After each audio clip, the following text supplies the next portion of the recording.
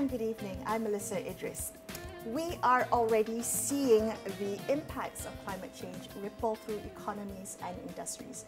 And addressing these challenges requires not only robust government policies, but also strong corporate leadership.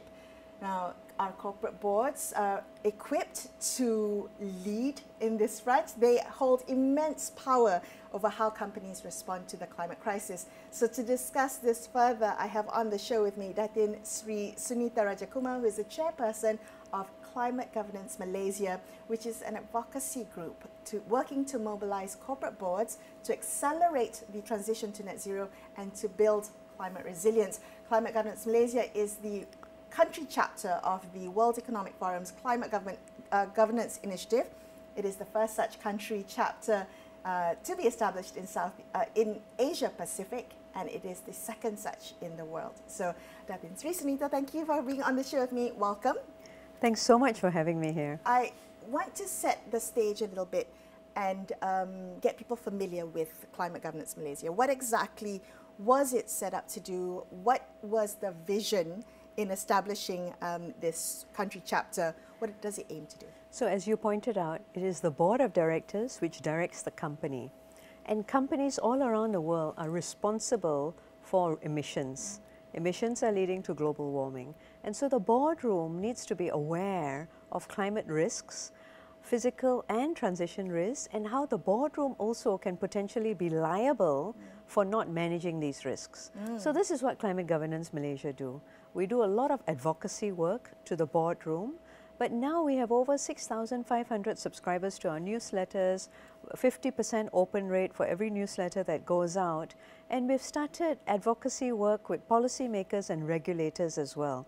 And I'm delighted, and I'm sure we're going to unpack this later, but I'm delighted to have the support of so many ministries and the regulators, the Central Bank, the Securities Commission and the Stock Exchange for this really, really important existential crisis. Okay. Well, what's your diagnosis, your assessment of, I would say, industry readiness in a way, when you look at corporate boards across the country?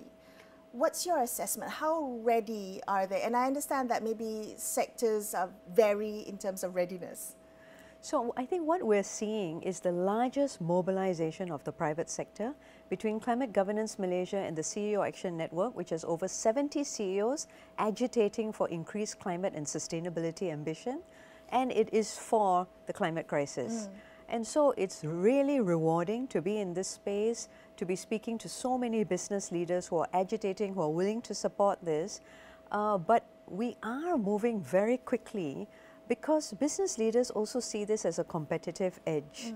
Malaysia is a small, open trading economy. So many of our trading partners, multinationals, because we punch well above our weight. I think we're number 9 in the global supply chain for semiconductors. So all of our trading partners are insisting that we align with their sustainability ambitions. So many of the businesses are already aligned with that, and now we're trying to get policy to catch up. Yeah, so private sector often leads in this respect, in right? this case, yes. Okay. Yeah. Well, when we think about the role of boards, corporate boards, boards of directors, in pushing for the climate agenda within their organizations, what does that look like? How do you integrate climate awareness into operations of, it could be, you know, a multinational corporation down to a smaller listed company? Right. So World Economic Forum issued in January 2019 Climate Governance Principles. So it starts off with recognition that the Board of Directors is accountable as stewards of the organization for climate risks. Put another way, it is so mainstream right now that really understanding the basics of climate science is something that your children, grandchildren will be talking about. So the boardroom basically has no defense in saying that they didn't understand, they didn't know, they didn't think, they didn't realize, and so on and so forth. And then the other principles then follow, that you have to ensure that the board committees, that you have sufficient climate literacy on boards, that the incentives are aligned, and so on and so forth. So that's one aspect of it. Another aspect of it is reporting and disclosure. And I'm delighted that the new chairman of the Securities Commission really pushed through sustainability reporting, which is going to start next year with the larger companies.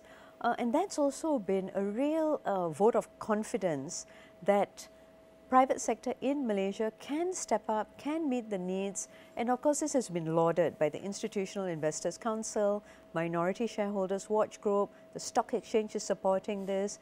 The central bank has for many years now worked through what they call the Joint Committee on Climate Change to get banks and insurers to be better aligned, because this is a systemic risk on the financial system as well. Can we focus, I would love to talk about the reporting disclosure a little bit, but I want to focus or hone in on climate literacy amongst board members. I'm sure the situation now is much better than it was before, but what does it mean for the board to be climate literate? How much information does a board member need for them to be able to be accountable for the company's sustainability practices? That is such a good question. There's no straightforward answer to this. I think as a base, all directors need to have read the mitigation memo, that you need to be on top of your carbon footprint, not just direct, purchased, and up and down your value chain as well. You need to know what it is, because unless you can measure it, you're definitely not going to be able to manage it, right?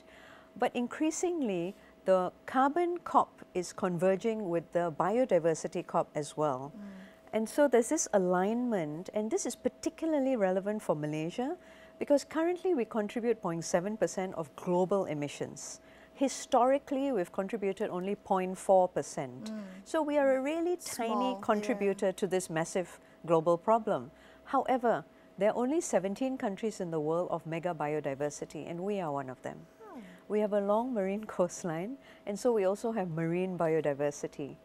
And that is a massive responsibility for us. So if you are having businesses which are profiteering from the destruction of the environment and treating nature as a giant sewer, whether it's emissions or chemicals, then what society is saying is that you need to be accountable.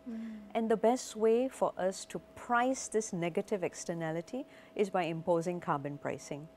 So that the people, the businesses who are emitting, for example, need to pay for the emissions, which, and ideally that source of income to the government will be used to increase our resilience.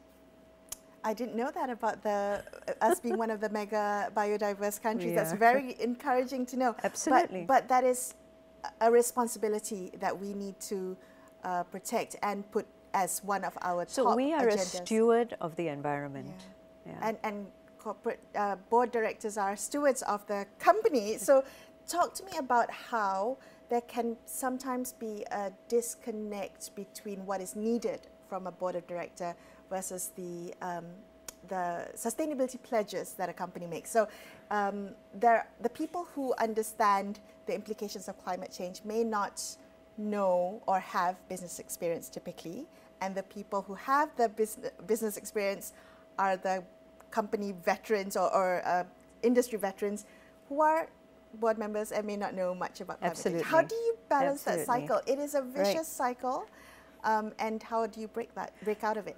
So this is something relatively new. I mean, Climate Governance Malaysia was launched in May 2019. At that time, I hardly had anyone to talk to. I was really, and thankfully, or not thankfully, but one of the unintended consequences is that when we entered the pandemic and we were all sitting at home, it was easier for me to run webinars and to actually speak to people from Europe and UK and learn more about what are the issues, what are the challenges. Because obviously, despite the entire world agreeing in Paris in December 2015, somehow 10 years later we've not been able to make much progress, and we're grossly behind in a lot of the timelines that we were hoping to embed. So I think this issue of lack of climate literacy, lack of real understanding, the way I describe it sometimes is that you have a spectrum. You've got some businesses that consider this to be a reporting and disclosure problem. So they might be very enthusiastic, they might be really coming from the CSR angle, we want to plant trees, and they want to win awards for their sustainability reporting.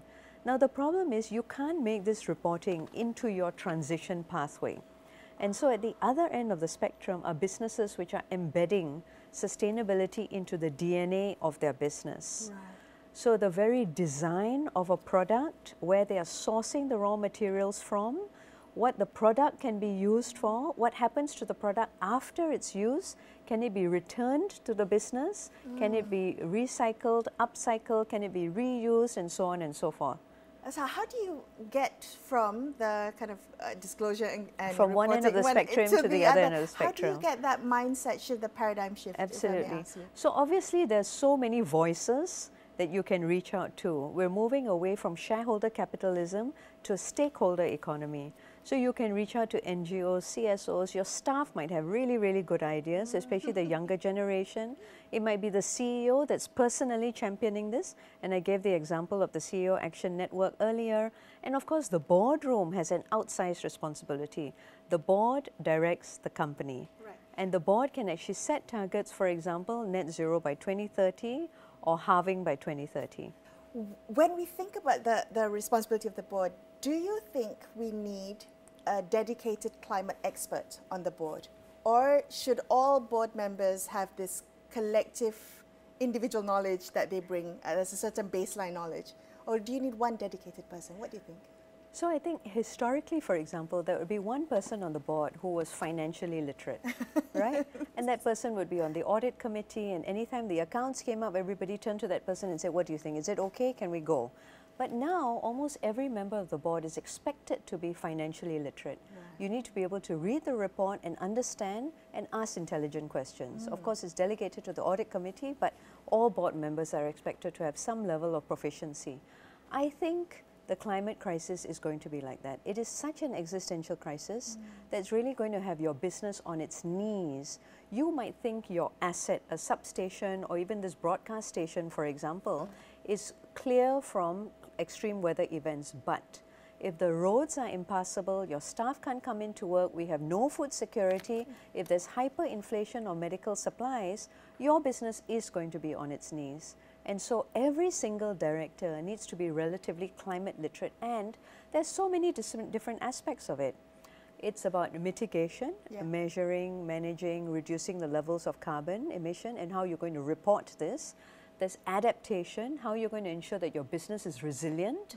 There's adaptation of your ecosystem, because you can't have a business that's resilient unless your ecosystem is resilient. Also resilient, yeah. Exactly. So there's so many different aspects of it. And I really feel that every single member of the board needs to have a passing familiarity with these issues. How long was it before you became not the only climate expert on boards? I can imagine in the early days, people turned to you to be you're the one dedicated climate expert, and now hopefully boards have leveled up in terms of their climate literacy. I'm really fortunate because I'm sitting on the board of 5 multinationals. And I think in almost every board, I'm with a really bright room, a room of bright, intelligent people. And so most of them, by far, really understand the issues, understand why, as DG Jessica said 2 days ago at an event, she said whenever there's a crisis, one of the first questions that comes up is, what was the board doing? And so that's why directors need to pick their boards really carefully, because you want to be surrounded by peers who are smart, intelligent, and understand what's going on.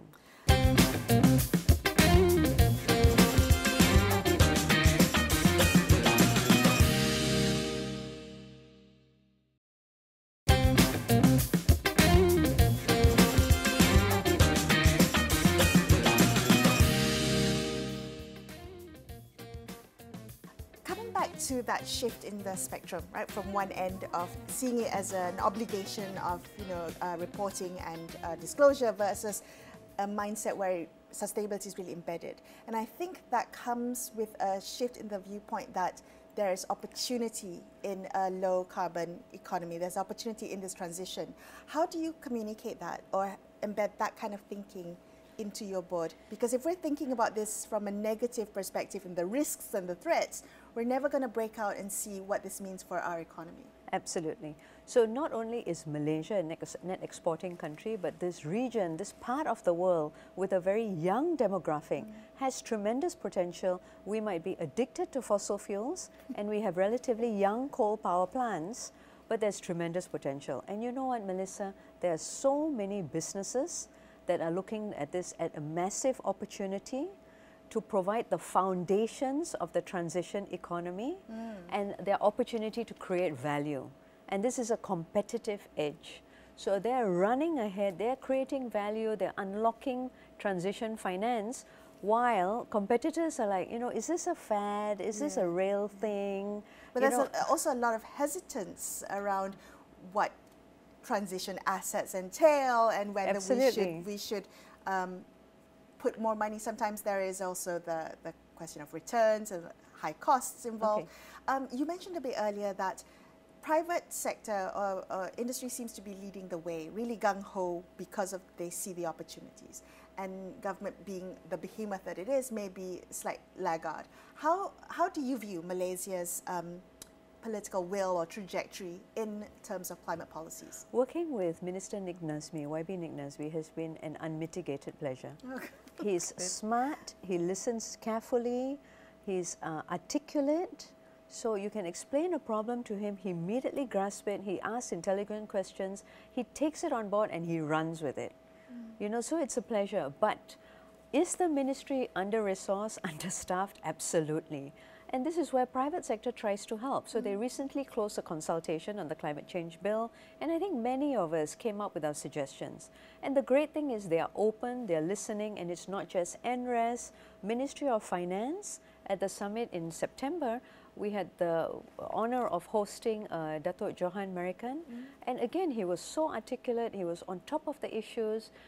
Ministry of Economy, Ministry of Trade. You to give me an example of what are some of the feedback that you're hearing from private sector that you would like to communicate to the government? Yes. Okay. So I think, listen, I think many in the private sector understand the gravity of the situation. And there's only so much that private sector can do on their own. If government can step up and support, for example, by removing subsidies for fossil fuel, by pricing carbon, by providing incentives for technologies which are needed, by unlocking more climate finance or transition finance which is needed. And my favorite bugbear is democratizing access to data so that everyone, including you and I, can make informed decisions about our assets and our savings. Why is that? Why is that difficult? Yeah, why is that? Yeah. Why is that something you're really championing? I think agencies, ministries are starting to realize that holding data sets close to their chest only increases their vulnerability and their liability. Because when there are problems, if there's flash flooding, landslides, sinkholes, and you didn't provide any early warning, you went on with development approvals, for example, then chances are you are going to be liable in some form or another, right? At the least, you're going to be liable for the remedial works and for the cost of rehabilitation, but at some stage, there's going to be litigation because we're seeing this all around the world, that you're simply not doing enough to protect us from the worst effects of a warming world. You think it could go to litigation? It's already happening all around the world. Oh, tell me. Yeah. So, for example, in certain countries, there's lawsuits against carbon majors. There's a landmark Philippines human rights case where a group of NGOs are suing the top 30 carbon majors, oil and gas companies in the world, saying that you have contributed to 30% of emissions, and the science, the causality is so clear that your emissions have caused a warming world, which is causing adverse weather events, which is causing more typhoons, which is destroying property, and we're losing lives because of that. Therefore, you need to pay for 30% of the bill. So there's so many lawsuits all around the world now, and the latest, of course, with the Indian Supreme Court, because their constitution most closely, our constitution most closely reflects theirs, is, and also hot on the heels of the United Nations resolution that everyone, anywhere, has a right to a safe, healthy, sustainable environment. Wow. So we have a right to that. There is, I feel the urgency of climate action, and I feel it from you, your passion comes across. When you look, if we were to zoom out outside of Malaysia, and COP29 is happening in Baku, Azerbaijan, there's a little bit of pessimism, if I may use that word, given the re-election of Donald Trump and the US maybe pulling out of the Paris Agreement.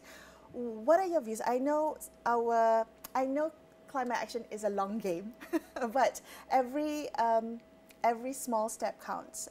Everyone's collective action matters. So when you think about the US being one of the largest polluters, historical polluters, the largest historical polluter, and not being part of this UN process, is that a setback for progress? How do you view it?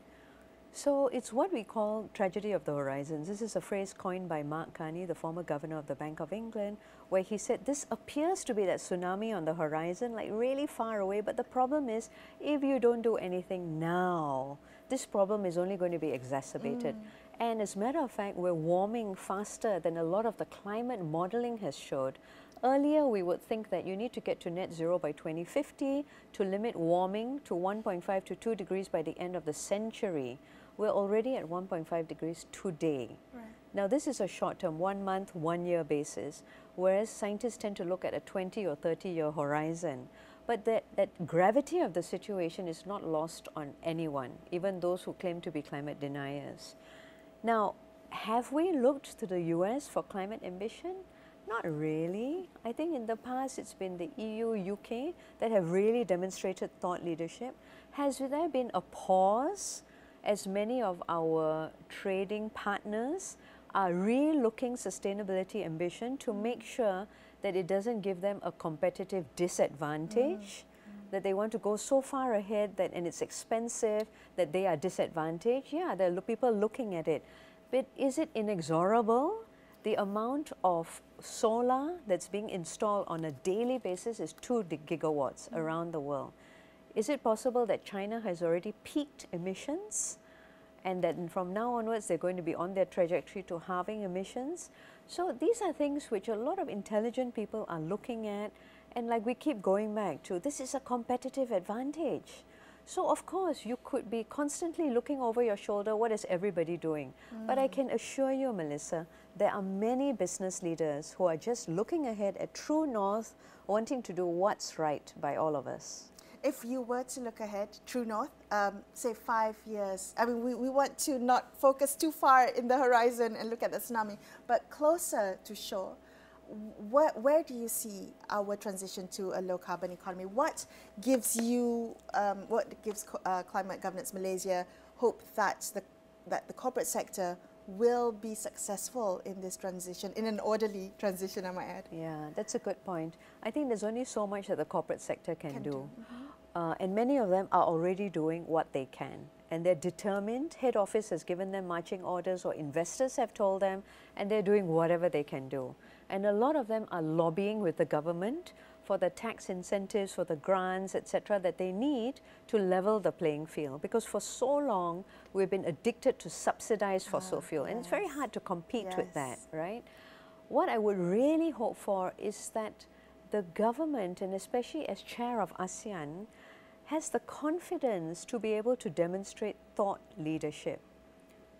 That we can actually stick our necks out, and instead of some sort of neo-colonial, or what is the West doing, why aren't they, and we have to wait for ... for us to actually come up and be thought leaders. Half the world's population is in this area. This part of the world is the factory for the world. This is a young part of the world. Things are so dynamic, the energy levels are off the charts. I think we're ready to demonstrate thought leadership as to what is the right thing to do, and for us to do it cheaper, faster, better, and sustainably. It's been so enlightening talking to you. Thank you so much for being on the show today. I appreciate it. Thanks for having me, Melissa. That's all we have for you. I'm Melisa Idris, signing off for the evening. Thank you so much for watching. Good night.